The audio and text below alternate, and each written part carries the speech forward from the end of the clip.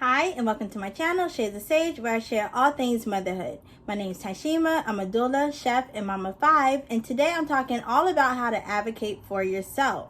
So how to advocate for yourself during your pregnancy, during your childbirth, and beyond. So if you're interested in learning how to do that, then just keep watching. So because I am a doula, I feel like one of the biggest things that I tell my clients, or one of the biggest things that I work with when I am helping, a pregnant mom with their pregnancy, is just really reminding them that they have a voice, really reminding them that, they have the rights to their body and that they can say no to anything at any time for any reason. So just kind of helping them to remember that they don't have to just go along if something feels uncomfortable for them, if they disagree with something, or if something's presented to them that is not really presented to them as an option, being like told to them that they have to do something. So just reminding them of their human rights, of their basic human rights, which seems kind of crazy to even say that, but you would be so surprised how many times women's rights are taken away from them, either like literally, throughout the course of their pregnancies or childbirth, or even just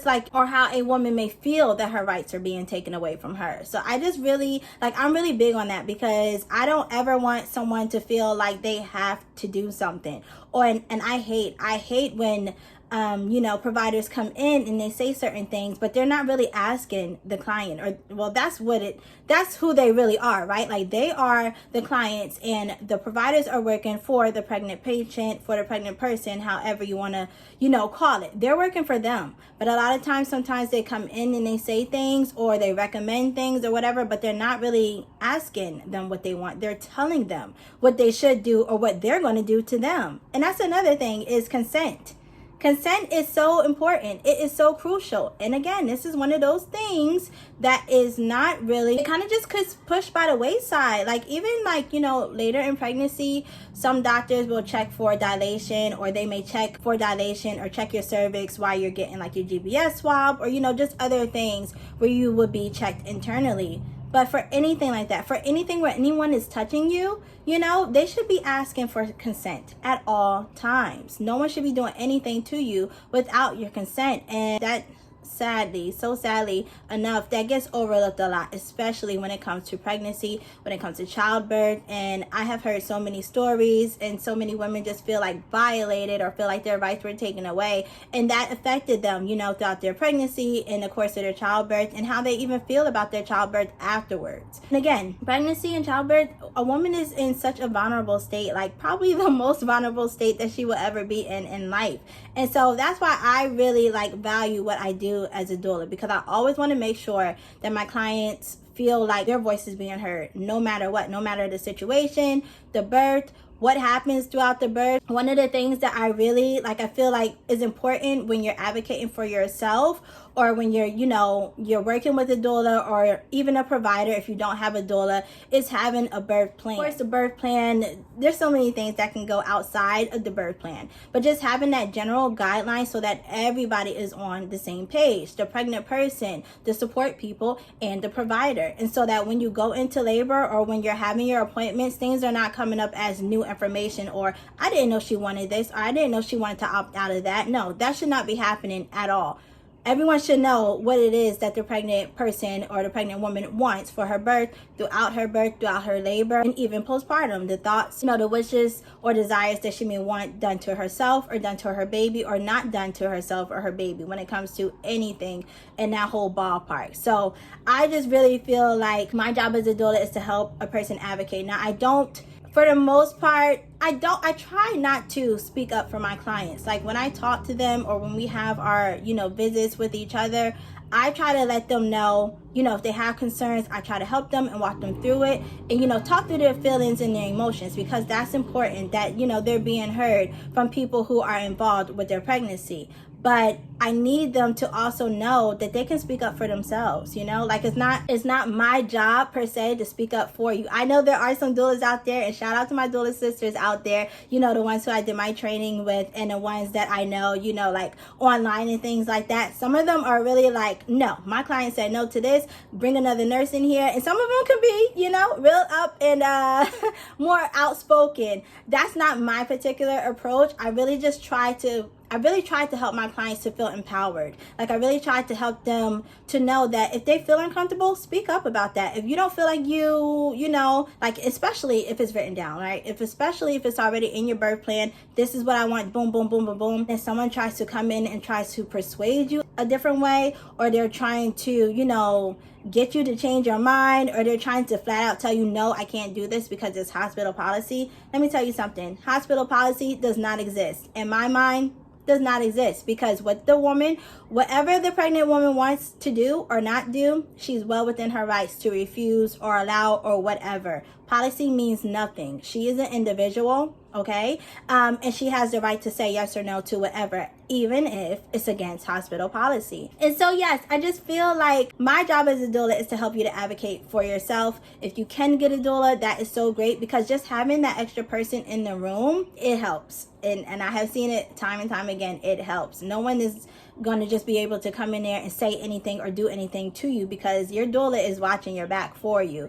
So that is good. But if you're in a situation where you maybe don't have a doula, maybe cannot afford a doula or whatever, just know that you can always speak up for yourself, and you are well within your right to speak up for yourself, because as a human being, you have your right to anything, and your rights are not taken away just because you're a pregnant person.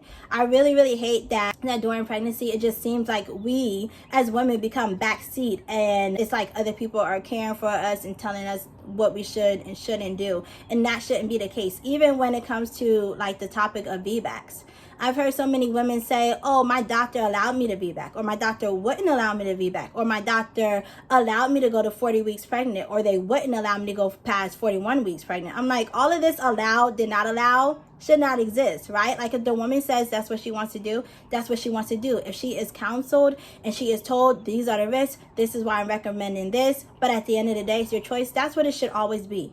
At the end of the day, it should be mom's choice. What she wants to do, what she wants to opt out of, what she wants to implement, maybe. If she wants, certain things that are not usual for her birth or for her pregnancy, then that's fine as well. We're all supposed to be working together as a care team for the patient's best interest. But they should never feel forced. They should never feel fear. And sadly enough, that's not the case all the time. I want to tell you, like, if you're out there and you're pregnant, or you will be in the future, please do not feel bad about speaking up for your wants and desires and your wishes, because it's your birth. And I love to say that. It's your body, it's your baby, it's your birth. At the end of the day, you are the one who has to bring that body forth that is growing within you. You are the one who has to, recover from that birth, from that labor. Once you're done, you go home and you go home to your family and you're taking care of your baby. It's just you, your baby, your partner, maybe your siblings, your grandparents. It's y'all that are doing it, not the doctors, right? You're a number to them.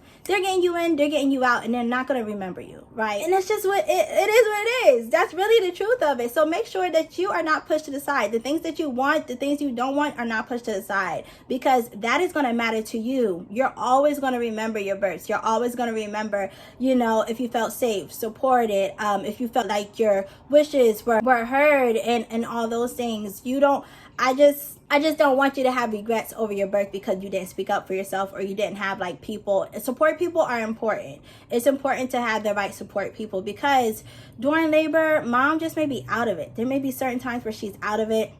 There may be times when she's in so much pain that she may not be able to even speak coherently. I know for my last birth, the nurses were asking me certain questions, and I was like, I'm focusing on my contractions right now. And so that is why your support people are so, so key. And they should be people that are close to you, who know exactly what it is that you want, so that they can speak up for you in the case or in the event that you can't do it for yourself. But never feel like you can't do it for yourself. And hopefully your support people are the right people, where they are able to say, no, my client doesn't want this. Or, if it's, obviously if it's your doula, then you are their client. But if it's, your mother or your sister or whoever, you're like, my sister says she didn't want that, or she doesn't want to be checked right now. I'm saying in an event where you can't speak up for yourself. I really try to help my clients to feel like they're informed about certain things, so that when they make their decisions, they're knowledgeable about what it is that they want, what they don't want, what they would like to add, and all of that, and treat them as an individual, because they are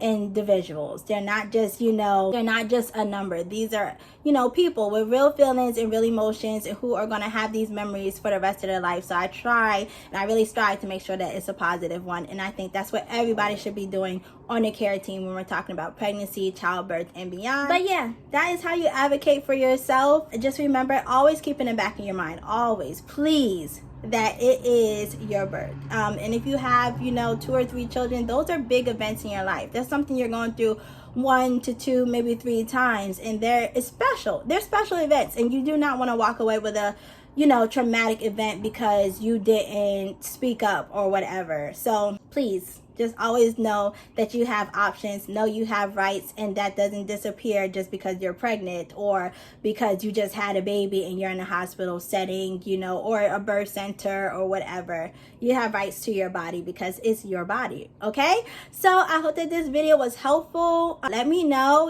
if you've ever been in a situation where you had to advocate for yourself and how that went, or, if you had a doula, share your experience down below. Thank you so much for watching this video today. Remember to let your story be your power, and I'll see you in my next video. Bye.